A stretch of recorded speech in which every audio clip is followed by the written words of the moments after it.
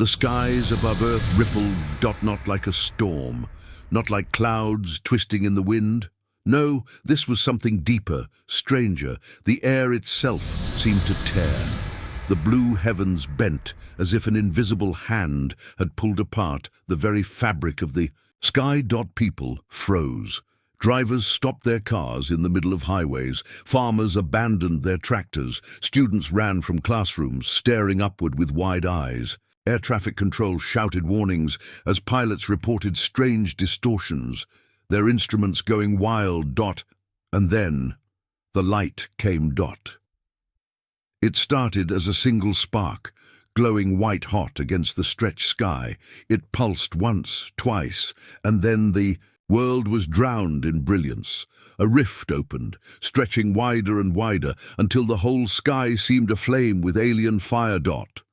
From that fire, ships emerged. Colossal, shimmering. Their hulls were like silver rivers, flowing with light as if alive. They moved with perfect grace, forming patterns too exact to be random. Entire fleets descended, hundreds, perhaps thousands, blocking the sun with their radiant forms. And humanity, for the first time in centuries, stood still together. No nations, no borders, no politics, just one shared question. Is this the end? The government scrambled. Militaries went on high alert. Missiles were armed. Fighters scrambled. Navies deployed. Across Earth's defense networks, warnings screamed, possible invasion detected. But the aliens did not fire. They did not threaten. They did not even aim weapons. Instead, they knelt. It happened across every major city, above Washington, above Beijing, above Moscow, above Delhi, above London, above Lagos, everywhere. Ships descended low into the atmosphere, hovering in silence. Their hulls glowed with a strange golden aura, not heat, not fire, something softer, something almost holy. And then they spoke. Not in alien tongues, not in static or coded signals. Their voices filled the minds of every human being at once. People of Earth, we are not here as conquerors. We are not here as rulers. We are here as guardians. We have sworn to protect you, and we will not break that oath. The words rang inside, every skull like a whisper from the stars. Some fell to their knees in fear. Others raised their arms to the sky in awe. Children cried. Old men prayed. Soldiers gripped their rifles, torn between instinct and confusion. And still the ships spoke. We pledge our fleets. We pledge our lives. No harm will come to your world while we stand. Then the ships lowered themselves even further. Slowly, carefully they tilted, bowing toward the earth. To billions watching, it looked like a kneeling army, an empire of the stars bending before humanity. It was too much to believe, too much to accept. For centuries, humans had imagined invasion, domination, annihilation. No one imagined this. Alien fleets kneeling like knights before a throne. The world was split. Between awe and terror. In the White House, advisors shouted across the Situation Room. Some argued the ships must be deceiving, hiding a trap. Others claimed this was a historic moment of peace. No one agreed. In Beijing, military leaders demanded their missiles remain armed. Protection, they scoffed. Protection always has a price. In Moscow, the Kremlin held its breath. Old generals remembered tales of the Cold War, of waiting for enemies who never came. But this was stranger. On the streets, the people watched. Phones recorded every second, broadcasting live to billions. The footage was the same everywhere. Alien fleets bowing, voices promising protection, silence following their words. Children asked their parents, why do they want to protect us? No parent had an answer. In a military base outside Nevada, General Marcus Hale watched the skies. He was old, 70 years past, but still stood tall, his frame hardened by a lifetime of battles. He had fought wars humans thought would end the world. He had seen bombs fall, soldiers die, and enemies rise again.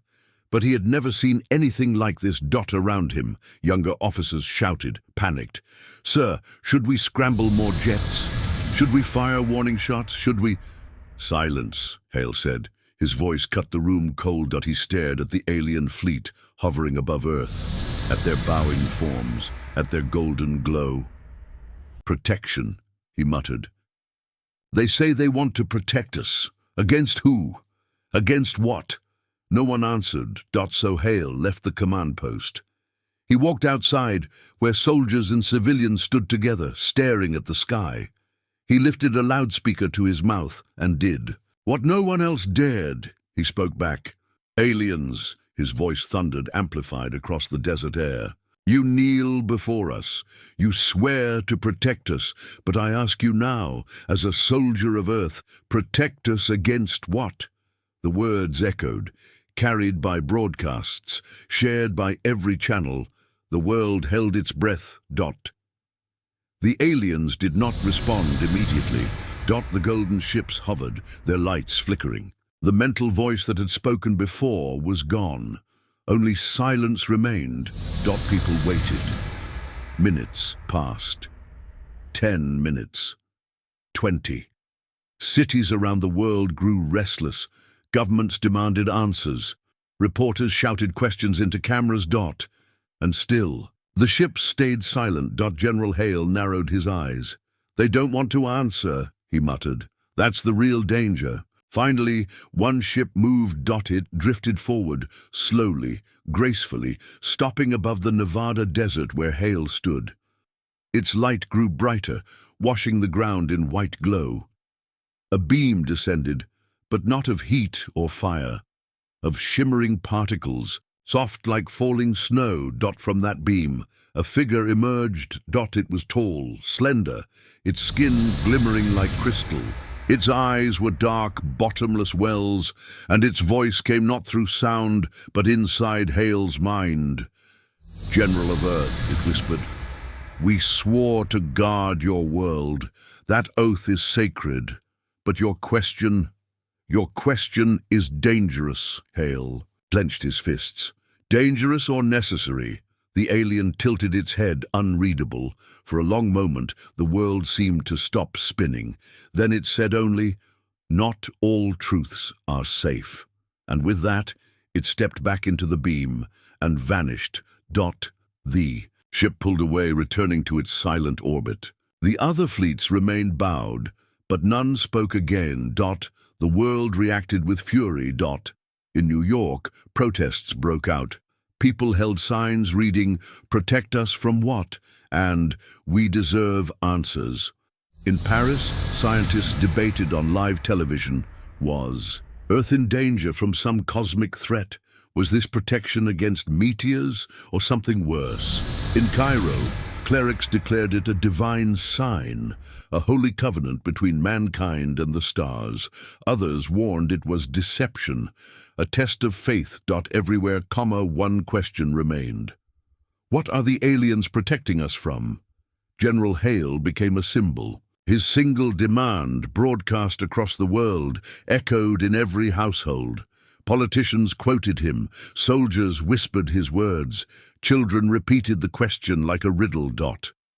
The aliens, meanwhile, remained silent. Their fleets hovered above Earth, unmoving. Watching. And silence, humanity learned, was worse than any threat.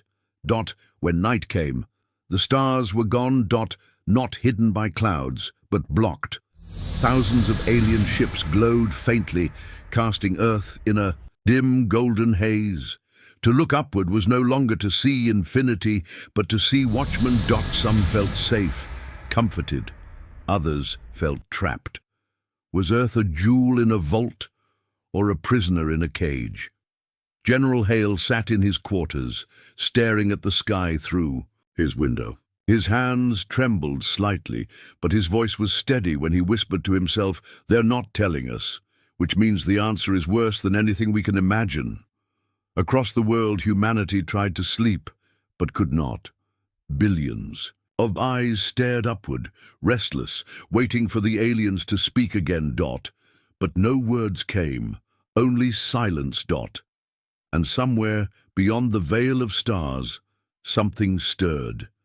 Something unseen, but not unspoken. Something that made an empire kneel before Earth. And though no human could yet see it, its shadow already reached toward them. The skies had split open, and nothing would ever be the same again. The world did not sleep the night after the sky. Split open.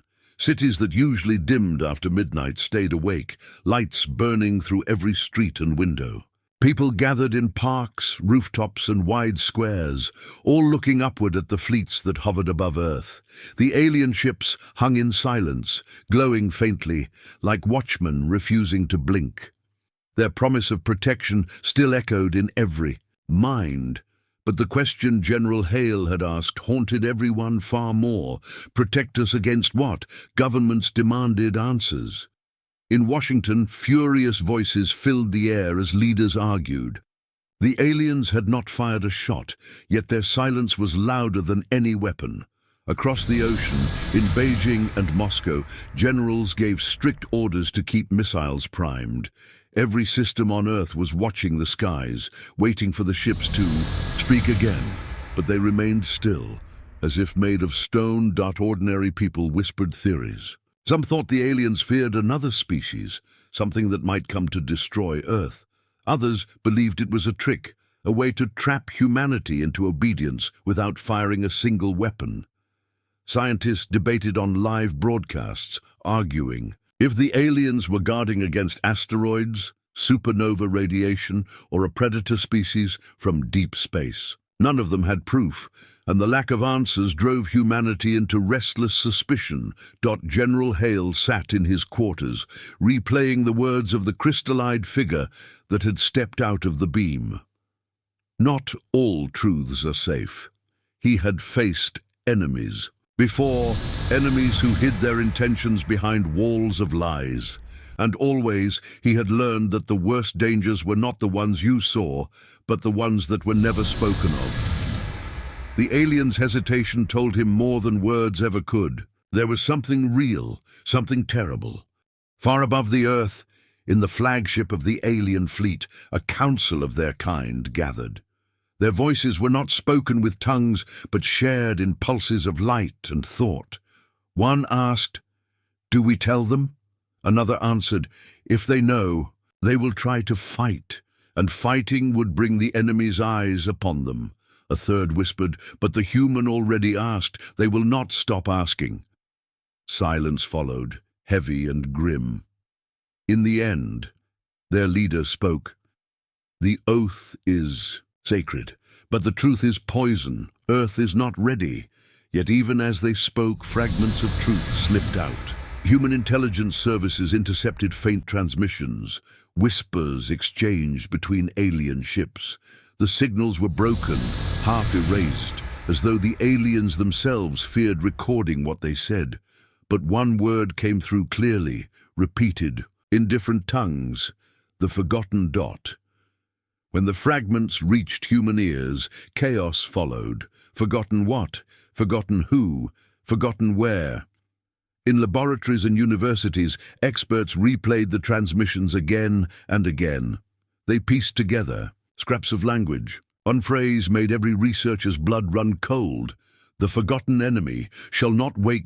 News channels caught the leak. Panic spread. Rumors exploded across social media that Earth had been attacked once before in ancient times, that the aliens were hiding a war so old it was erased from memory, that the fleets kneeling above were not guardians, but jailers, making sure humanity never stirred something dangerous. Protests erupted in capitals. In Paris, crowds filled the streets with chants, "No more secrets." In New York, demonstrators waved banners showing General Hale's words, "Protect us against what?" In London, police struggled to contain mobs demanding access to alien representatives. The aliens did not respond. But in secret places, some humans were already digging deeper. Intelligence networks hacked into alien transmissions, uncovering more fragments.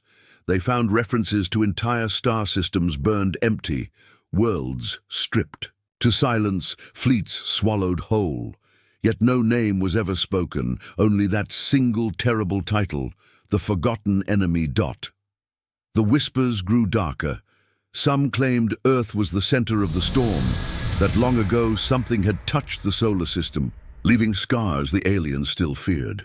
Others said humanity itself was the key, that Earth was hidden and guarded because its people had once awakened something the galaxy prayed would never return.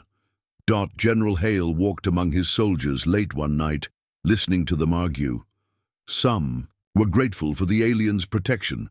Others cursed it, saying Earth had become a planet under occupation, wrapped in golden chains. Hale said nothing, but in his heart he knew silence was more dangerous than lies. If the aliens would not tell humanity what stalked the stars, then humanity would find the answer itself.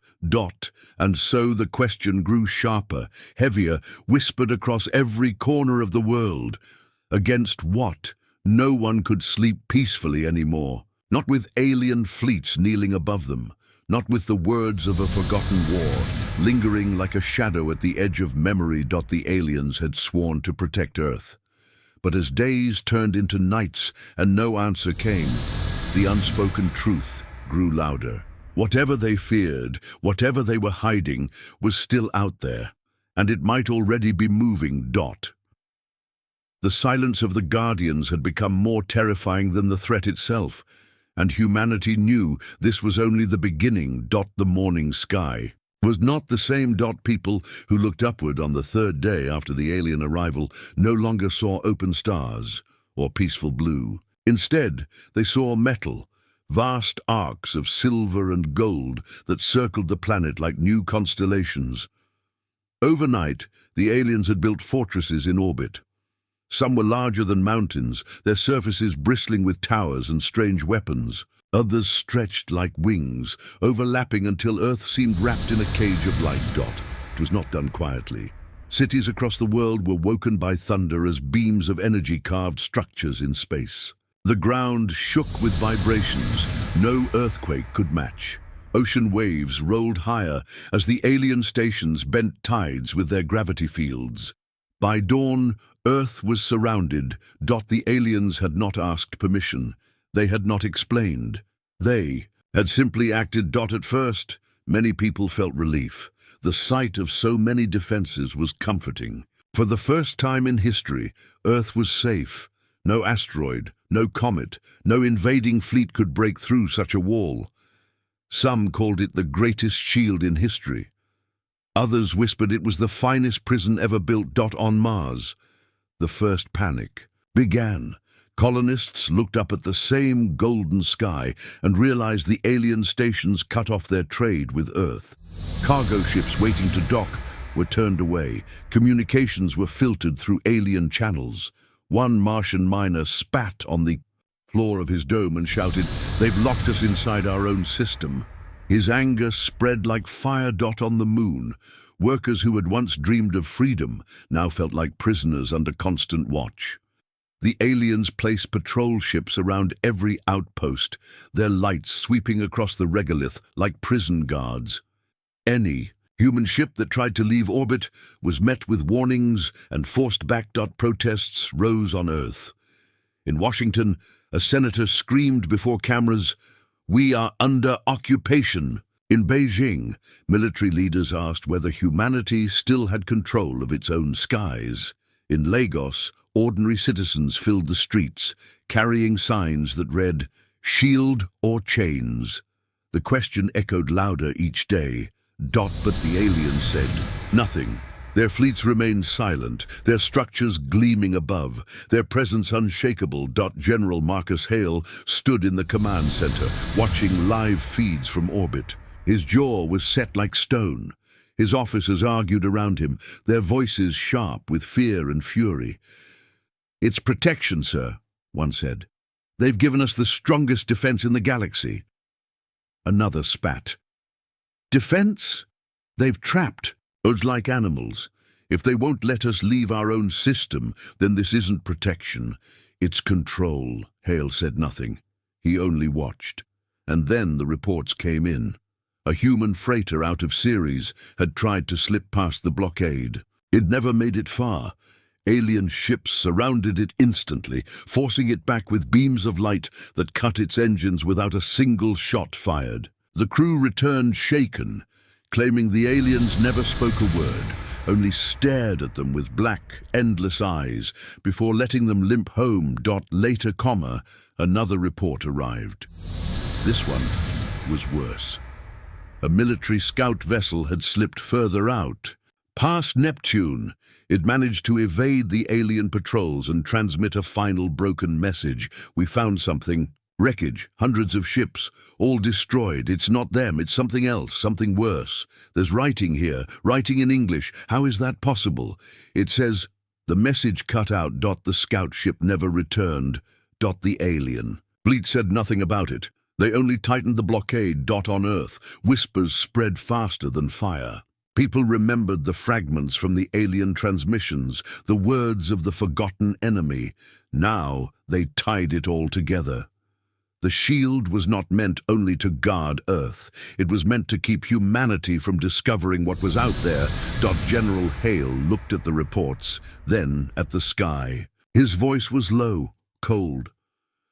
"They've built us a wall," he said. "But the wall doesn't just keep enemies out. It keeps us in."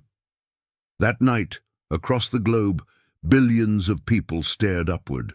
Some prayed, some cursed, some felt safe, others trapped. And far beyond the shining wall, in the graveyard of broken ships drifting in silence, something moved.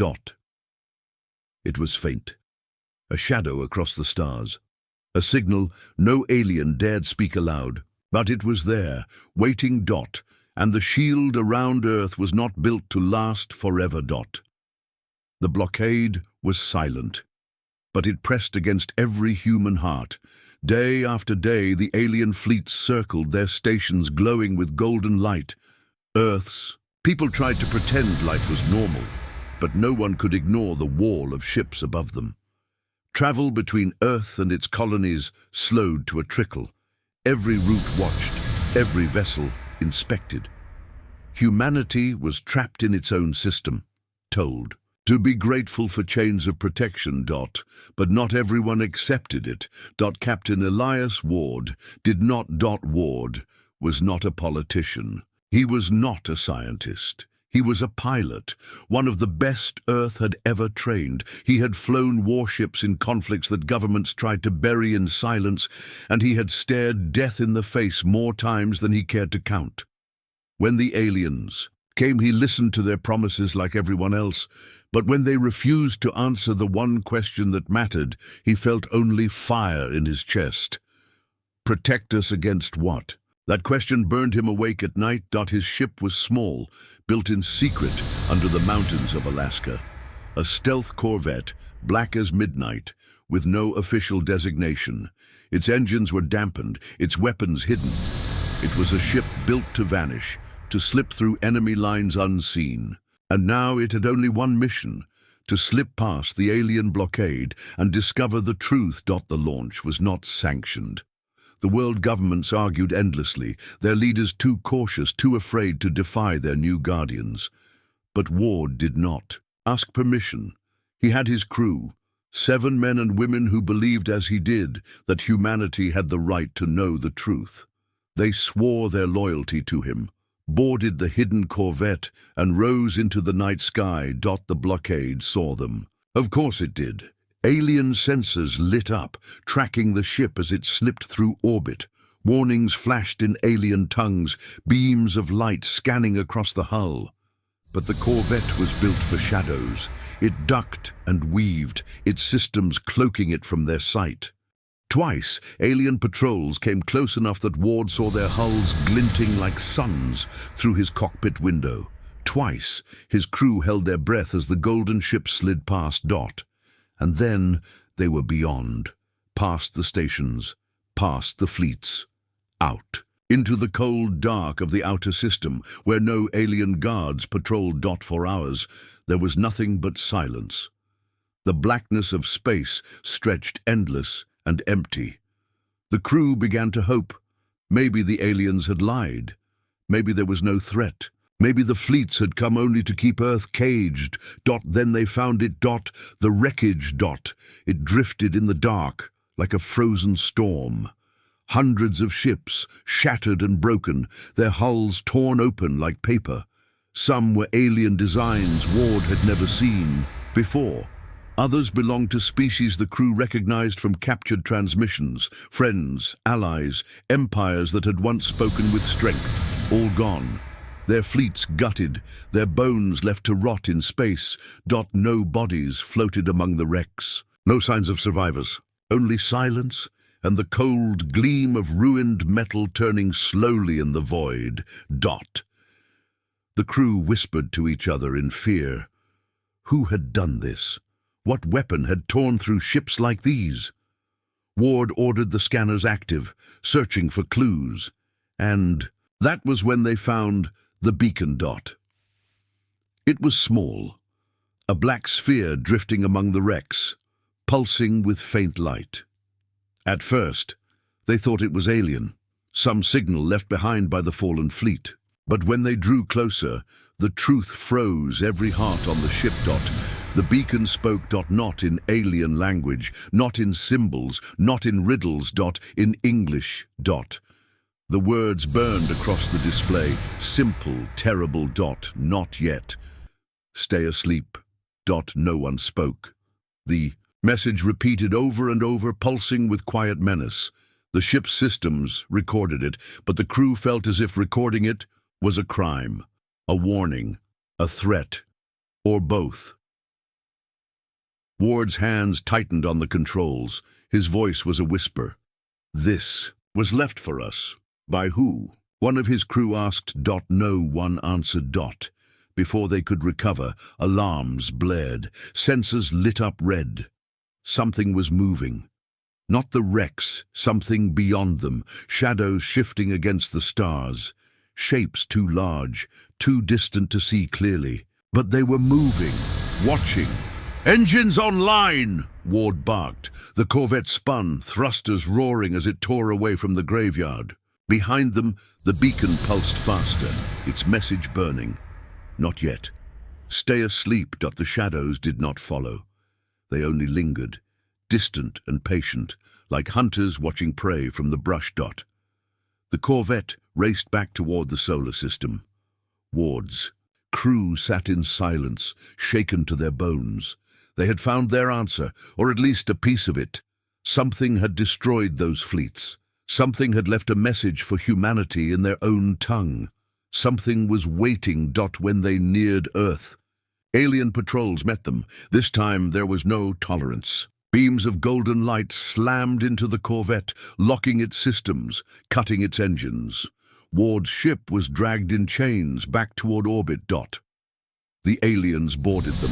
Their crystallized soldiers swept through the corridors without a word, seizing every recording, every scrap of evidence. Ward fought them, shouting, demanding to know why humanity was not allowed to see the truth. But the aliens only stared at him with their dark eyes, their silence heavier than iron. When the crew was released, their ship crippled and their evidence gone. Only Ward remembered the words burned into his mind. Not yet. Stay asleep. He spoke them to General Hale in secret late at night, his voice trembling with restrained fury. Hale listened in silence, his face carved in stone. At last, the old general said only one thing. They know, the aliens know what's coming, and they're afraid that we'll wake it. The room fell silent. Ward looked to the sky through the narrow window, where the golden fleet still circled Earth like saints or wardens. For the first time in his life, he felt something colder than fear, something heavier. He felt the weight of a secret that stretched across the stars. And he knew that silence would not protect them forever. The corvette returned, broken.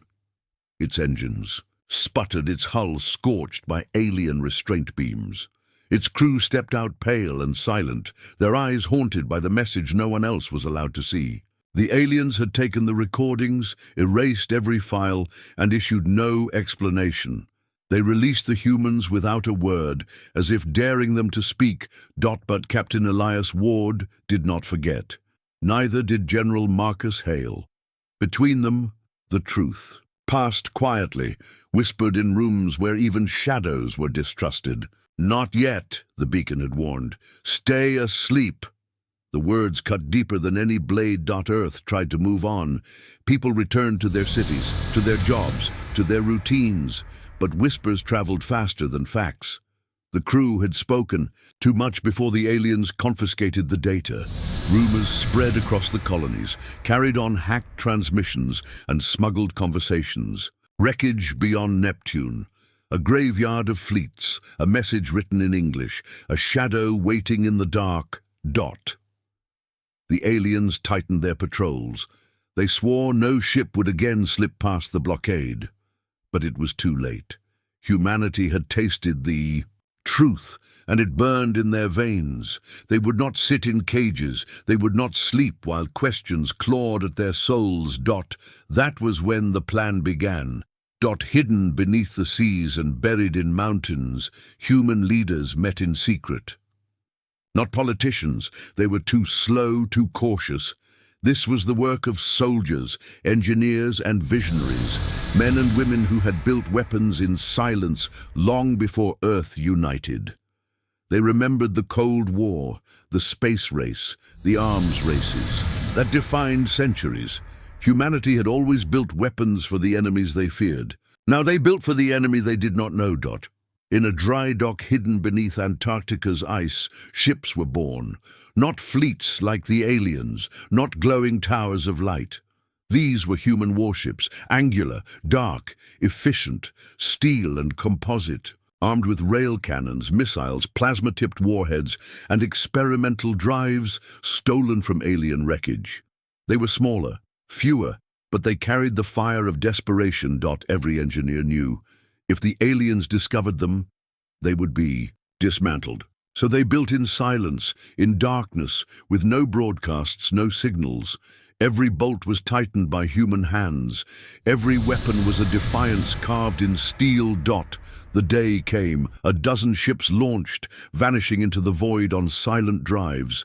They did not seek to fight the alien fleets. That would be suicide. Instead, they cut through hidden corridors in space, slipping into regions the Guardians avoided. Their goal was not conquest, but answers. Humanity would strike not with fire, but with defiance. Ward commanded one of the ships. His eyes burned with resolve as the fleet of human shadows pushed past the blockade. This time, the aliens chased them. Golden ships surged from orbit, their lights blazing across the dark. But the human fleet did not slow. They scattered, splitting across dozens of vectors, daring the aliens to follow all at once. Some were caught, forced back in chains. But Ward's vessel and half a dozen others slipped through. They flew past Neptune, past Pluto, into the silence beyond. And there they found it. Not just one graveyard, not just hundreds of ships, entire worlds burned empty. Planets stripped of life, their oceans boiled, their cities nothing but dust. The scans told a story more terrifying than any war. This was not conquest. It was harvest. Ward stood on his bridge, his hands shaking as the images filled the screens. Cities cut into pieces with surgical precision. Populations erased without a trace, entire ecosystems ripped apart, as if consumed, and always the same signature, wreckage left behind like bones after a feast. His crew whispered, afraid to breathe. They had thought of alien empires as mighty, immortal, but here lay the truth. Even the strong had fallen, and nothing had resisted. Then came the final horror.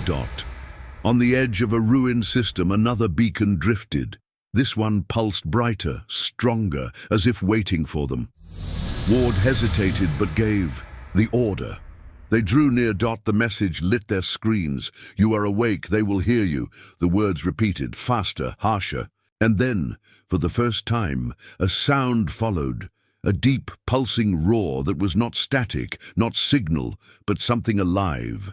The crew covered their ears, their bodies trembling as the sound shook through their bones. Ward slammed his fist on the controls, forcing the ship to pull away. The roar faded, but the damage was done. The warning was clear. Something had noticed them. Behind them, alien patrols surged. Golden fleets appeared, cutting across their path, demanding surrender. Ward ignored them. His ship scattered again. Desperate to return home with the truth. Half did not make it. Ward's ship limped back into the solar system days later, scarred and battered. The aliens boarded them again, furious, seizing recordings and erasing data. But they could not erase what lived in human memory. Every survivor carried the same images: empty worlds, burned civilizations, the beacons warning. Back on Earth, Ward faced Hale in secret once more. His voice was grim. "Generals, it's not an enemy, it's a predator, and it's already looking at us." Hale said nothing for a long time. His face was pale, but his eyes were iron. Finally, he spoke. "Then, the question is no longer what they're protecting us from. The question is, how long until it arrives?" Outside, the alien fleets continued to circle, silent, watching, building more stations around the world. But now, humanity knew. The shield was not only a wall against the darkness, it was a wall against themselves. Because the moment humanity left its cage, the predator would come. And Earth had just rattled the bars. The alien council chamber was not on Earth. It floated in orbit, a shining fortress of crystal and light, circling the planet like a silent sentinel. Humanity had been forbidden to enter. Until now. General Marcus Hale walked through its towering gates, his boots echoing against the polished floor. The walls glowed with symbols that shifted like living fire. Alien guards lined the chamber, their golden armor gleaming, their eyes unblinking. At the far end stood the alien commander. Tall, almost skeletal, its voice hummed like thunder when it spoke. "General Hale, you bring dangerous questions." Hale did not bow. He did not thank them for their protection.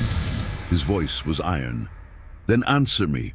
Why are you here? What is it you fear so much that you chain Earth inside a shield?" The chamber grew silent. The aliens shifted uneasily, their glowing forms dimming. The commander's voice slowed, heavy with weight. "We swore to protect your world. That is truth." Hale slammed his fist against the table between them. "Protect us against what?" The words cracked like gunfire in the chamber. For a long time, no one answered. The silence stretched until it became unbearable. And then the commander's glow flickered. Its voice fell to a whisper, a sound that was almost afraid. "They are older than stars. We call them the Eaters." The chamber darkened as the walls came alive, projecting visions into the air. Planets torn open like fruit. Moons shattered into dust, fleets of alien warships burning, crushed in seconds by shadows that moved too fast to see. Hale's jaw tightened. "Predators." The commander shook its head. "No. Predators kill for survival. These devour everything: flesh, metal, water, light. They leave only silence. We fought them once. We lost worlds that will never rise again." The visions shifted. Hale saw millions screaming as oceans boiled, cities vanishing beneath storms of fire. He saw alien warriors, tall and proud, slaughtered without resistance. He saw a star itself dim, swallowed by something vast, something that bent light itself. The commander's voice broke through the nightmare.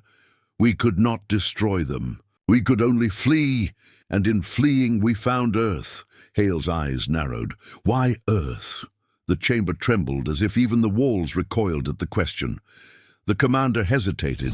Then it spoke slowly, painfully. "Because your kind has been seen before." Hale froze. "Humans."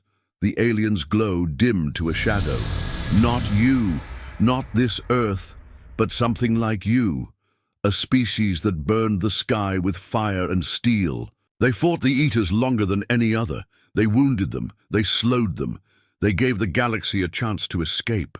And then they vanished. The images shifted again. For the first time, Hale saw not victims, but warriors, ships of black iron, sharp and brutal, launching storms of weapons into the void. Soldiers in armored suits, their eyes cold, their weapons unrelenting. Humanity, not as Hale knew it, but something terrifyingly close. His chest tightened. And you think, we are them? The commander's gaze fixed on him. You carry their echo, their fire, their defiance, the eaters. Remember, if they sense you, they will come. That is why we guard you. That is why you must remain hidden. Hale's hands curled into fists. He wanted to deny it, to call it lies. But deep inside, he knew. The old beacons, the warnings, the ruins Ward had seen, everything pointed to this truth. Humanity had been noticed before, and whatever had noticed them had not forgotten. The commander leaned forward, its voice dropping to a hiss. General Hale, understand this. If your people rise, if your ships fly, if your weapons roar, the eaters will hear. And they will return, and nothing in this galaxy can stop them. The chamber went dark, the visions ended. The silence was unbearable. Hale stood there, breathing hard. His heart pounded like a drum. He thought of the hidden human fleet under Antarctica's ice, already flying beyond the shield. He thought of Captain Ward, who had touched the beacon, who had heard the roar. It was already too late. The alien commander watched him with something that might have been sorrow. You ask what we protect you against, human. The answer is this: we protect you against yourselves. For the moment you rise, the galaxy will fall. Hale turned, his fists trembling at his sides. He said nothing, because deep down, he already knew. Humanity had risen, and far beyond the stars, something had heard. The news spread in whispers first, then in shouts. Across Earth and her colonies, in bars, in mines, in factories, in orbital stations, one truth echoed louder than any alien. Both the Guardians were not here to protect humanity. They were here to cage it. General Hale sat in a darkened war room, the words of the alien commander still burning in his skull. We protect you against yourselves. That was the final answer. That was the reason Earth had been shielded. But humans had never been a species that stayed behind walls. Captain Ward's crew had returned scarred, but their stories spread like wildfire. Planets consumed, civilizations erased. A predator that hunted not for conquest, but for silence. And through it all, a single terrifying thread. The Eaters remembered humanity. Yet, instead of fear, something else began to grow. Not despair, not surrender. Anger. In secret bunkers, resistance leaders spoke. If they remember us, then let them remember us properly. In shipyards buried under oceans, engineers worked without sleep, their hands shaking as they tightened. Bolts on black warships. If they come, they won't find cattle. They'll find wolves. In military academies, old generals whispered to young cadets, do not fear the Eaters.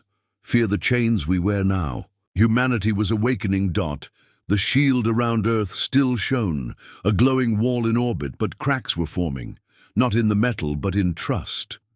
Civilians watched the alien fleets with suspicion. Soldiers muttered in barracks. Even politicians began to question the price of protection. The aliens wanted silence. Humanity gave them defiance. Then came the spark. One of the hidden warships, forged beneath the ice of Antarctica, returned from its shadow mission with a prize. Not wreckage, not data, a living prisoner, an alien scout, caught while monitoring human ships. It was dragged into a bunker, chained and forced to speak. And it spoke the truth the aliens had denied. The Eaters stir. Already their eyes turn. Already their hunger grows. You cannot stop it. You cannot fight it. You can only hide. Those words were broadcast, not by governments, but by rebels who hacked into the global feed. Every home, every screen, every colony heard them. And then the rebels added their own message. Humanity does not hide. The galaxy trembled that night. Warships rose from Earth's hidden shipyards, their black hulls breaking free of ice and sea. They were not fleets of light like the Guardians. They were blades of steel, born of fire and fury. The first human fleet roared into orbit, engines blazing against the alien shield. The Guardians panicked. Their ships swarmed to intercept, their commanders pleading through every channel. You do not understand. You will call them. You will doom yourselves. But it was too late. Humanity had chosen. The first shots were not fired at the aliens. No, Hale forbade it. Ward forbade it. Humanity would not begin this war with allies, even if those allies were wardens. Instead, the first shots were fired into the shield itself. Railguns screamed, plasma cannons thundered, and the great golden wall cracked under the storm. For the first time, humanity saw the stars without a cage. On Earth, billions cheered. In the colonies, miners raised fists. In the academies, cadets swore oaths. Humanity was no longer a protected species. Humanity was a free one. But freedom came with a price. In the silence beyond the solar system, something stirred. Far away, on the edge of a dead galaxy, the Eaters turned. They felt the crack in the cage. They smelled the fire. And for the first time in millennia, they hungered for Earth. Captain Ward stood on the bridge of his ship, his eyes fixed on the stars beyond the broken shield. His voice was low, grim, but resolute. They'll come now. The Eaters will hear us. General Hale's reply was iron. Then let them come. Humanity has slept long enough. And in that moment, the galaxy changed forever. Humanity was unchained. The Eaters came without warning. There were no declarations, no broadcasts, no demands. One moment the void beyond Pluto was silent, and the next, it wasn't. Space itself bent, tearing open like paper. A darkness spilled through, blotting. Out starlight. Sensors screamed. Every human warship, every alien sentinel, every station and colony went blind as the first wave arrived. Not ships, not in any form humans understood. They were shadows that rippled like liquid metal, shapes too vast, too wrong to exist. They moved without engines, without fire. They simply appeared, and when they moved, worlds died. The Guardians panicked.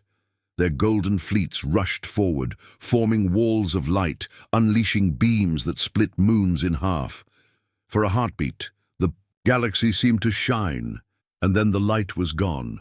The beams vanished into the shadows, swallowed whole. The first Guardian fleet broke apart, its ships screaming as they were crushed, folded, and erased. On Earth, billions watched the feeds, in silence. The Eaters had arrived. But humanity did not bow. General Hale stood on the command deck of Earth's defense station, his jaw set, his voice steady. This is it, the day the sky split open again. This time, we answer. The human fleet surged forward. Black steel warships roared into the void, smaller than the Guardians, slower, weaker, but relentless. Railguns thundered. Nuclear warheads streaked through the dark. Plasma cannons fired until their barrels glowed white. For the first time, the shadows recoiled. The Guardians stared in disbelief. Their light had failed. But human fire, crude, brutal, primitive, bit into the Eater's flesh. Where plasma struck, shadows screamed. Where nukes detonated, the void itself twisted in pain. Captain Ward's voice echoed through the fleet. They bleed, they can bleed. The battle turned into chaos. The Guardians rejoined the fight, rallying around the humans. Golden ships and black warships fought side by side, light and steel, striking against the endless dark. But the Eaters were endless. For every shadow that fell, 10 more slipped through the rift. Their voices began to rise, not words, but a low, Roar, a hunger that rattled bones, a sound that made soldiers weep in their cockpits. Ward's ship was torn apart, but he kept fighting until the last moment, his final transmission burning through the fleet. "Do not stop. If we fall, make them remember." Hale gave the order. The last card humanity had hidden, the Leviathan. A warship the size of a city, born beneath the ice, armed with the most terrible weapon humans had ever built. A weapon the aliens had begged them never to create. The Leviathan rose from orbit, its engines shaking the heavens, its core ignited, a singularity warhead primed. One shot, one chance. The Guardians screamed warnings. "You cannot! You will tear the system apart!"